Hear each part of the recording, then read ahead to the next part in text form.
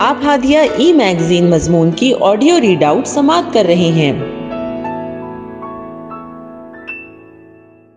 سامعین السلام علیکم ورحمۃ اللہ وبرکاتہ۔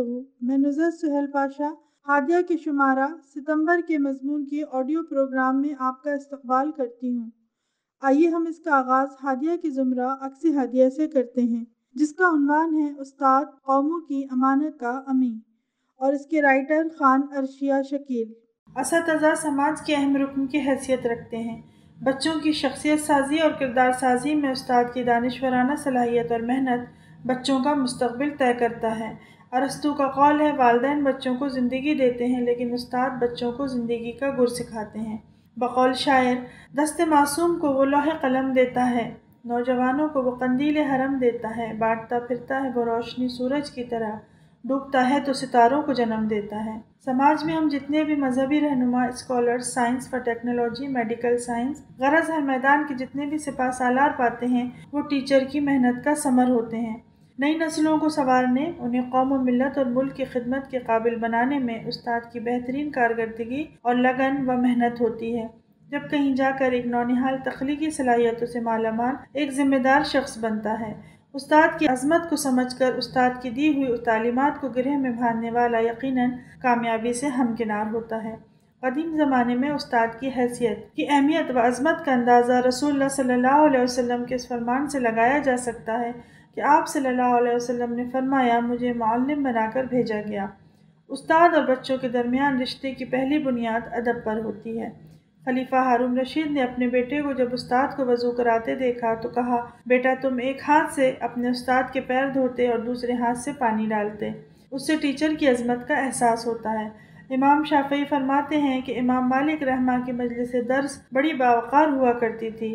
تمام طلبہ ادب سے بیٹھتے، یہاں تک کہ ہم لوگ اپنی کتابوں کا ورق بھی آہستہ سے اٹھاتے تاکہ اس کی آواز بلند نہ ہو۔ تاریخ کے سب سے بڑی اسلامی مملکت کے خلیفہ حضرت سے پوچھا گیا کہ آپ کے دل میں کوئی حسرت باقی ہے تو آپ نے کہا کہ کاش میں معلم ہوتا۔ آج سائنس و ٹیکنالوجی کے دور میں استاد کی اہمیت کم ہوتی جا رہی ہے۔ استاد کی ساری تگ و دو طالب علم کو زیادہ سے زیادہ مارکس دلانے کی کوشش میں صرف ہو رہی ہے، اور طالب علم بھی چاہتے ہیں کہ اچھے مارکس حاصل کریں تاکہ اچھی نوکری حاصل کریں، پیسہ کمائیں اور عیش و عشرت کی زندگی گزاریں۔ علم و ادب، اخلاق و کردار کے لحاظ سے نوجوان بہت پیچھے ہیں۔ علامہ اقبال کی تصانیف پر جب انہیں شمس العلماء کا خطاب دیا گیا تو انہوں نے برملا اپنے استاد کا نام پیش کیا۔ کمیٹی کے ارکان نے پوچھا کہ انہوں نے کیا تصنیف کیا تو علامہ نے فرمایا، میں ان کی تصنیف ہوں۔ آج بھی استاد اور طالب علم کے باوقار رشتے کو مضبوط سے مضبوط بنانے کی ضرورت ہے تاکہ ہم دوبارہ تاریخ میں ابن تیمیہ، ابن قیم، مولانا سید ابوالعلا مودودی رحمہ، علامہ اقبال، مولانا محمد علی جوہر، مولانا محمود الحسن، مولانا علی میاں ندوی جیسی شخصیات پیدا کر سکیں۔ آن لائن کلاس اور استاد، ماں بعد کووڈ استاد کے لیے بڑا ہی چیلنجنگ دور ہے۔ بچوں کو منظم انداز میں آن لائن تعلیم دینا، کلاس روم جیسا ماحول پیدا کرنا بڑی حکمت عملی کا تقاضا کرتا ہے۔ تعلیم کی اہمیت کو سمجھتے ہوئے وقت کا صحیح استعمال ہی فائدہ پہنچا سکتا ہے۔ والدین کو بچوں کو آن لائن پڑھانا مسئلہ بن گیا۔ اکثر والدین یہ شکایت کرتے نظر آ رہے ہیں کہ بچے موبائل پر دوران کلاس کارٹون دیکھ رہے ہیں یا گیم کھیل رہے ہیں۔ فزیکل طور پر تعلیم حاصل کرنا بچوں کے لیے زیادہ سود مند ہے۔ استاد کی موجودگی میں بچوں کو باندھے رکھتی ہے، جبکہ آن لائن تعلیم بچوں کو لاپرواہ بنا رہی ہے۔ استاد اسمارٹ فون کا استعمال نہ ہونا اور مختلف جگہوں پر نیٹ ورک کا نہ ہونا بچوں کی تعلیم حاصل کرنے میں رکاوٹ پیدا کر رہے ہیں۔ استاد کی ذمہ داری ہے کہ نوکری کرنے کے لیے کلاسز نہ لیں، بلکہ اپنی ذمہ داری کو محسوس کریں، بچوں کی اخلاقی، تمدنی و مذہبی رہنمائی کریں۔ استاد اور طلبہ کا رشتہ کمزور ہو رہا ہے۔ طلبہ کی ایک بڑی تعداد ٹیوشن کلاس کی طرف مائل ہونے لگی ہے۔ اخلاقی اقدار تبدیل ہونے لگے ہیں۔ ٹیوشن کلاسز معیوب سمجھی جاتی تھیں، اب وہ عزت کا اور وقار کا باعث ہو گئی ہیں۔ جتنی مہنگی کلاس ہوگی اس قدر اس کی شان ہوگی، گویا اقدار دولت کی اسیر ہو۔ اس بنیاد پر مقابلہ آرائی شروع ہو گئی۔ ٹیوشن کلاسز بڑے پیمانے پر اداروں کی شکل اختیار کر گئیں اور معلم تاجر کا رول ادا کرنے لگے۔ ایسے ماحول میں بھلا استاد اور طلبہ کا وہ روحانی رشتہ کہاں ٹھہر پاتا، وہ اب ماضی کا حصہ بن گیا۔ ایک ناگہانی آفت کووڈ وبا کی شکل میں عالمی سطح پر ٹوٹ پڑی جو زندگی کے ہر پہلو کو متاثر کر گئی۔ خصوصاً تعلیمی میدان میں اس کی شدید ضرب پڑی اور یہ شعبہ جو پہلے ہی خراب حالت کا شکار تھا اب اس کی کیفیت مزید دگنوں ہو گئی۔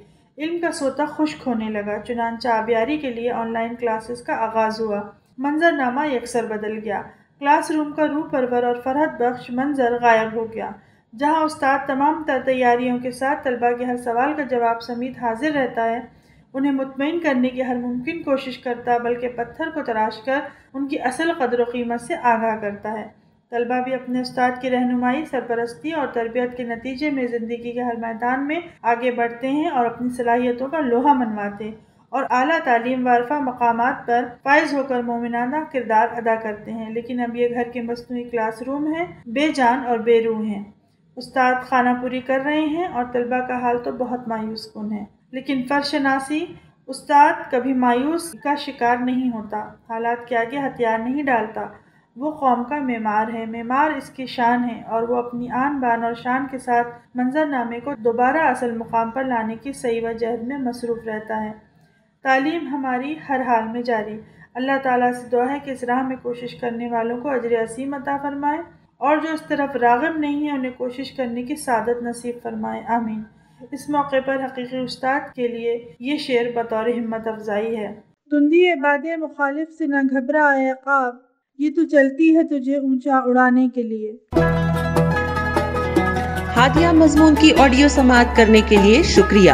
امید ہے کہ آپ کو پسند آیا ہوگا۔ ہمیں آپ کے مشورے کا انتظار رہے گا۔ اپنا مشورہ، تبصرہ اور مضامین editor@hadia.in پر ارسال کریں، اور ہادیہ ای میگزین کے مضامین کو پڑھنے کے لیے ویب سائٹ www.hadia.in سبسکرائب کریں۔ انشاءاللہ ہم اگلے ہادیہ ای میگزین کے شمارے سے دلچسپ مضامین کی آڈیو لے کر حاضر ہوں گے۔ تب تک کے لیے اجازت، اللہ حافظ۔